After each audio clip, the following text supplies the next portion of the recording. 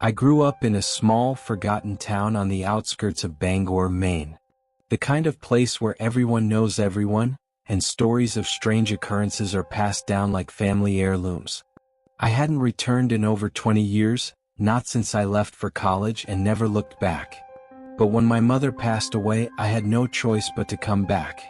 Her house, the house I grew up in, was still standing barely on the edge of the thick woods that surrounded the town.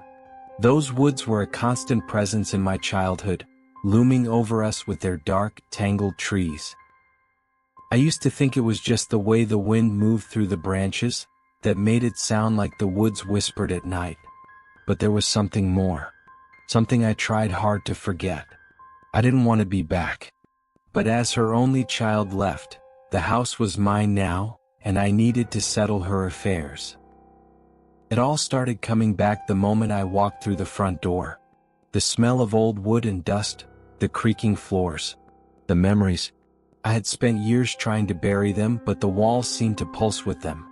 I could almost hear my brother Lucas laughing in the next room, his voice still that of a teenager, even though he would be in his 40s now if he were alive. We were both kids when it happened. I was 9, Lucas was 15. Our friend Jimmy had just turned 16, the oldest and boldest of us all. One summer night, we snuck out of the house to explore the woods, chasing some stupid thrill. Lucas had heard a story from one of the old-timers in town about a witch that lived deep in the forest, and Jimmy dared us to find her house. The whispers from the trees didn't scare them, but they terrified me.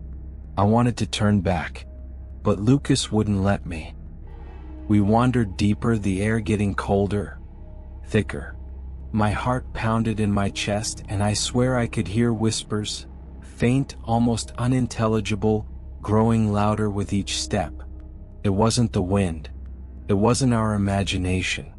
Then we saw it. A small, run-down shack in the middle of the woods, barely visible in the moonlight. I remember the smell first, damp, rotting wood, mixed with something worse, something metallic. Lucas and Jimmy were too curious, too stupid to turn back. But I knew something was wrong. My instincts screamed at me to run.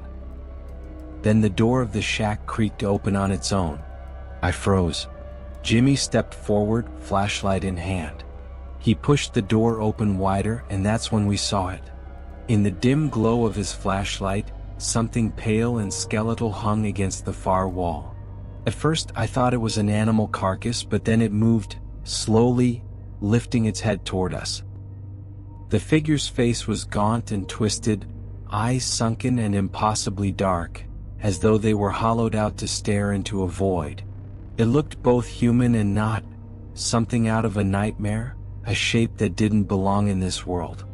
The figure's head tilted with a sickening crack, and an awful, shuddering whisper filled the shack, like wind scraping through dead leaves. I couldn't understand the words, but they slithered into my mind, winding through my thoughts, sinking deep like the roots of an ancient tree. I couldn't move. I couldn't scream. Lucas grabbed my arm, yanking me backward, snapping me out of my trance. Jimmy, though, was transfixed, his flashlight trembling in his hand.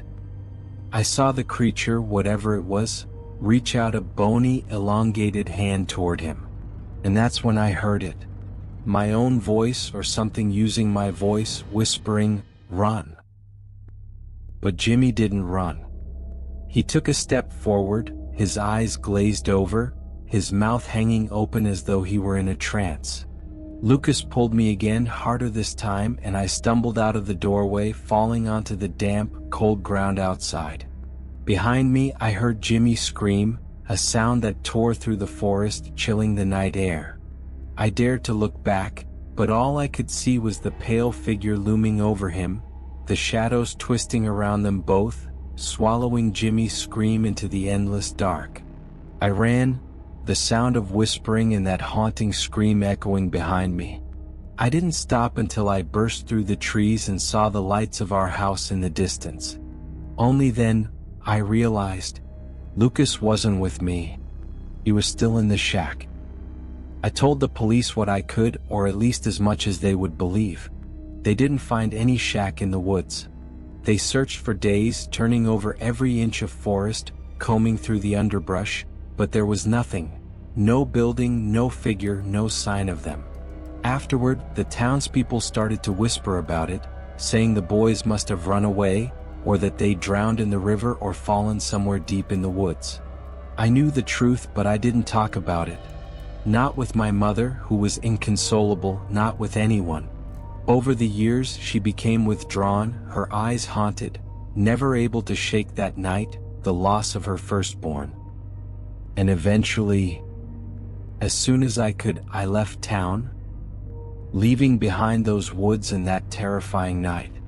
For years, I pushed it down, packed it away in my mind like something hidden in a locked box, hoping to forget. But the feeling never left me entirely.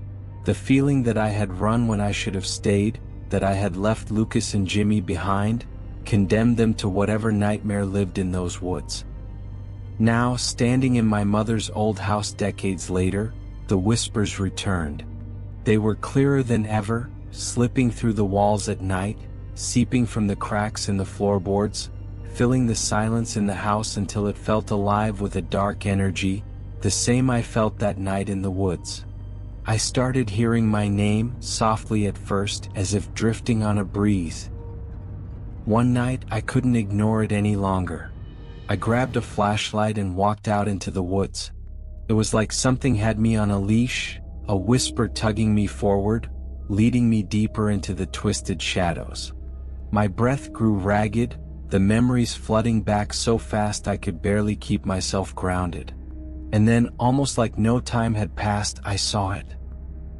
The shack was there again, exactly as I remembered it, hidden deep in the forest. The door hung slightly open, a cold, familiar draft drifting from within. I couldn't understand how it had reappeared, like it had never been gone. Or maybe it had always been there, just waiting for me to come back. My hands shook as I stepped inside, my flashlight's beam quivering across the rotting walls. And then I saw them. Two figures seated in the corner, barely recognizable, but familiar in a way that made my stomach lurch. Lucas and Jimmy. Both of them, their faces hollow and decayed, their eyes wide open, staring blankly ahead. They hadn't aged a day since that night. Their clothes hung in tatters, their skin faded and gray, as if time had frozen them in this forgotten place. The air was thick, suffocating, and that whispering, closer now, relentless, like it was breathing down my neck. My flashlight flickered, and in that brief darkness, I felt something move. I spun around, the beam of light illuminating a shadow that shouldn't have been there, standing tall, its head tilted with that same unnatural crack. The figure's eyes glowed, pinpoints of sickly light piercing through the darkness. It whispered to me, the voice smooth and cold, a terrible familiarity laced within it. "Welcome back, Ethan." I backed toward the doorway, stumbling, my heart pounding in my chest. But before I could make it out, I heard Jimmy's voice, soft and almost pleading. "Why did you leave us?" I froze. I felt my voice crack as I tried to respond, but no sound came out. They were all staring at me now, Jimmy, Lucas, and that shadowy figure, their faces filled with accusation and an eternal sadness. My feet wouldn't move, as if they were rooted to the ground. The last thing I remember is the shadow closing in, its cold, unnatural hand reaching toward me, its voice filling my mind until everything went black. I woke up back in my mother's house, drenched in sweat as the first light of dawn broke through the windows. The whispers were gone, the house silent and still. I had no memory of how I got back, only a deep, gnawing emptiness inside. I wanted to believe it had all been a dream, a final haunting of my own guilt, but I couldn't shake the feeling that something was different. It was then that I noticed the faint smell, damp, rotting wood, lingering on my clothes and skin. I sold the house and left town as fast as I could, vowing never to return. But sometimes late at night I can still hear them, Whispers, faint but unmistakable, carried by the wind outside my window, no matter where I go. They're calling me back.